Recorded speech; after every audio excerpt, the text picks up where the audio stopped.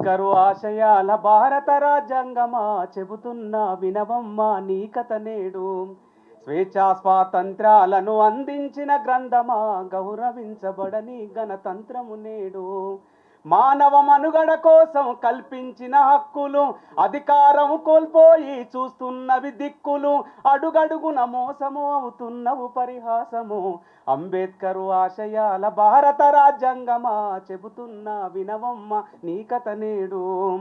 రాజ్యాంగము చట్టమంటూ చేస్తున్నారు ప్రమాణం. రాజకీయ ఎదుగుదలకు నీతోనే ప్రయాణం. మనిషికి నోటుకు ఒక ఓటు అంటూ నడుస్తున్న నినాదం. మనిషికి మాట్లాడే హక్కు కోల్పోయిన విధానం. పాలకు ప్రశ్నించుట నేరము, పాలకుల మాట వేదము. అంబేద్కరు ఆశయాల భారత రాజ్యాంగమా చెబుతున్నా వినవమ్మ నీ కథ నేడు.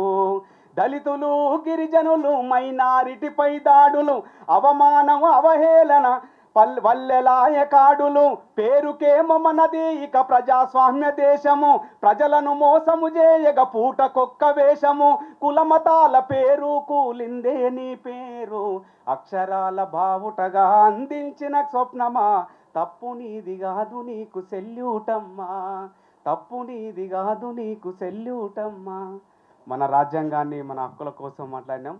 మొన్న జరిగిన మీతోటి ర్యాలీలో జరిగితే సార్ సీఎం మాకు కూడా లైవ్ పెడితే ఈటి నరసింహన్నకు మాకు లైవ్లో వాళ్ళు ఆ తిట్టని తిట్లు నేను వంటది కామన్ జరుగుతున్నది.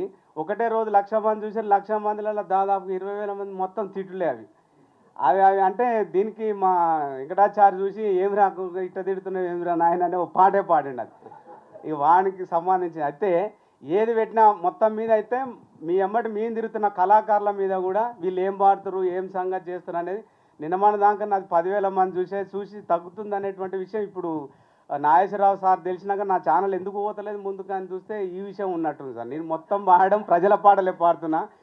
పాడింది అచ్చే దిను ఆగే హై అంటున్నాడు మోడీ సాబు. అచ్చే దినాలేమో గాని సచ్చ జనాలో రనాం. ఎల్లలు దాటిన నల్లధనము తెచ్చి పంచుతనే నయా పైస వంచలేని నయవంచన రోరన. పూటకొక్క వేషమేసి రోజుకొక్క దేశం వెళ్ళే ఎవడబ్బా సొమ్మని వాడు తిరుగుతున్నాడోరన.